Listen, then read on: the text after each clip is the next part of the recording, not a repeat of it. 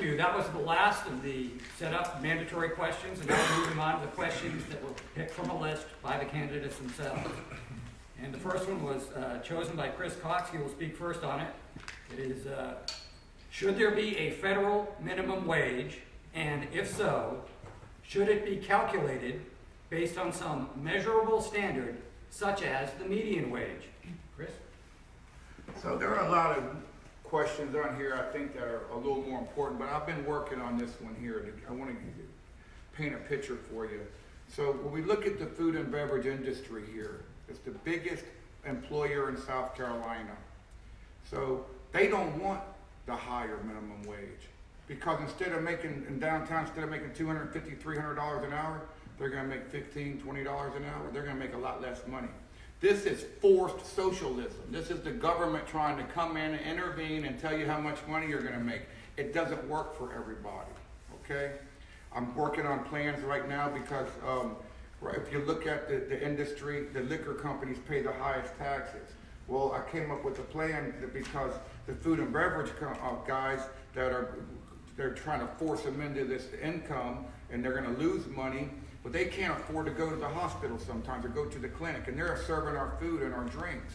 So if they're sick and they got the flu and they can't go to the clinic, then they're out there passing these germs around. We're getting sick.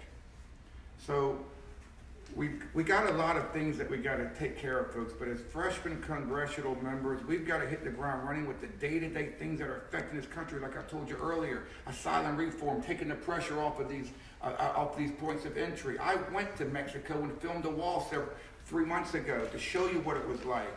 And then I went into Israel to show you that I support Israel and showed you what that was like. Then I went to Ohio and finished my work bringing all those the Amish and the Mennonite in, which, by the way, no Republican president has ever won without carrying Ohio.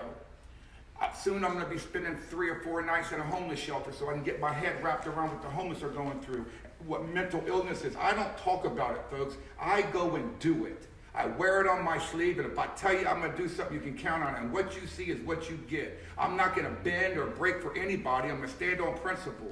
And yes, I'm very proud of the relationship I have with my president, and I helped him win that election, but I'm going to serve the Lowcountry.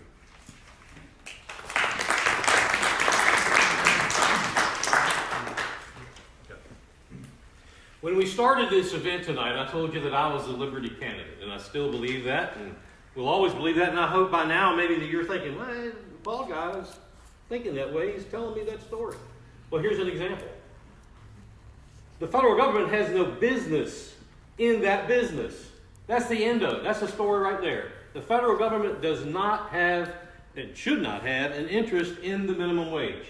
If the state of South Carolina, Georgia, California, whatever, pick your flavor, if that's what they want to do, by the 10th Amendment, by golly, that's what they should do. But there's a whole list of things that the federal government is involved in that they have no business being involved in. Department of Education. Where in the Constitution does it say that the federal government hereby now will educate all the children? It's not in there. That Department of Education was started back in the Carter administration at about a $6 billion kitty. Now it's just mushroomed into $66 billion a year. $66 billion. We're well on our way to another trillion. I already found 1.7. There's 66 more. Let's send that back to the states. Tip O'Neill made a statement one time. He wrote a book. He said, government is best when it's at the people. I don't agree with a lot of what Tip O'Neill said and did, but I agree with that. Because what happens in this chamber, and the county council, and the town council, that's what matters. And Mr. Hargan and I were talking about every day, we talk to people about their property taxes, the potholes, and Mrs. Smith's wild dog who won't stay chained up. That's real government.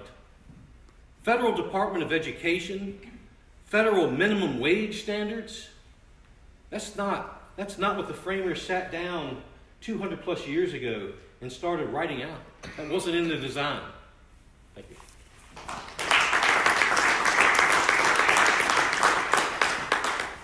I'm going to incorporate the earlier question because there were 5 different aspects and one of them was overlooked, and that was your oath.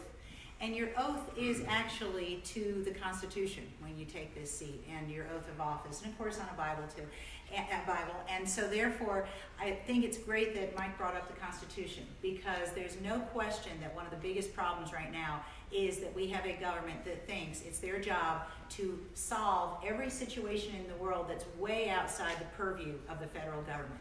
And so, and this is a Liberty Caucus group, and I know you feel the same way as I do on this, if we can just get everybody back inside the fence of the Constitution and what the framers actually intended, we can actually solve a lot more problems by letting those things work themselves out. And a perfect example is the federal minimum wage.